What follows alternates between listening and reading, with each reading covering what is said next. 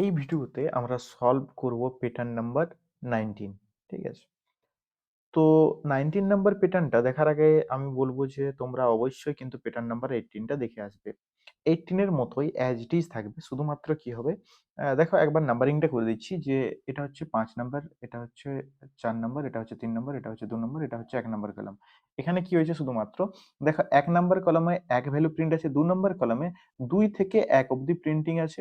৩ number কলামে দেখো ৩ number রোতে just ৩ number রোতে sorry ৩ থেকে ১ অব্দি, ৪ নাম্বার রোতে দেখো ৪ থেকে ১ অব্দি। তার মানে কি যখন কলাম ভ্যালুটা প্রিন্টিং হবে তাহলে রো নাম্বার থেকে 1 অব্দি প্রিন্টিং হবে। ঠিক আছে? আর তার আগের এই স্পেসটা তো সেম জায়গাতেই প্রিন্টিং হয়েছে 18 এর মতোই। তাহলে জাস্ট এখানে কি করবে ডবল কোটের মধ্যে %d লিখে আর যদি কলকে প্রিন্ট করে দেওয়া হয় তাহলেই কিন্তু তোমাদের সলিউশন হয়ে যাবে প্যাটার্ন নাম্বার 18 টা। ঠিক আছে? তো চলো প্র্যাকটিক্যালি এটা একটু দেখে নিই যে এটা হচ্ছে কিনা। এই ক্ষেত্রে দেখো তোমাদের প্যাটার্ন নাম্বার 18 টা অলরেডি এর আগের ভিডিও লেকচারে করা ছিল।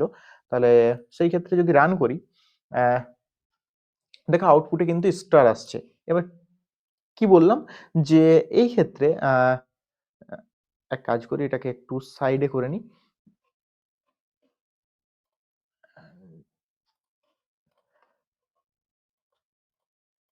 এক্ষেত্রে স্টারের জায়গাতে যদি %d দিয়ে আর যদি কলাম ভ্যালুকে প্রিন্ট করে দিই তাহলে কিন্তু প্যাটার্ন নাম্বার 19 টা সলভ হয়ে যাবে।